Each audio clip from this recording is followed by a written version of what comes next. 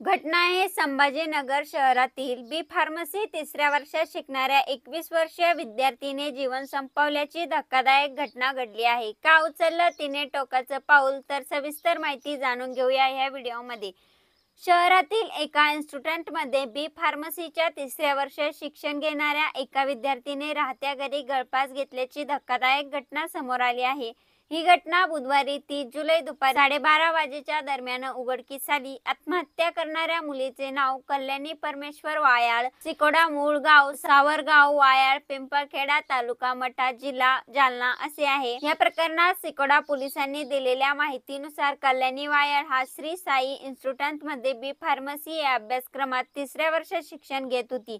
कल्याणी वायाळ ही N7 मधील एका घरात 3 मुलीसह भाड्याच्या घरात राहत होती। कल्याणीच्या सोबत राहणाऱ्या तिघी जणी 30 जुलै रोजी सकाळी उठून कॉलेजला गेल्या होत्या। कल्याणी घरातच थांबली होती। कॉलेजमधून तिघी परत आल्यानंतर त्यांनी दरवाजा वाजविला, मात्र आतून प्रतिसाद आला नाही। या तिघींनी घराच्या खिडकीतून पाहणी केली असता कल्याणीने गळफास घेतल्याचे दिसले।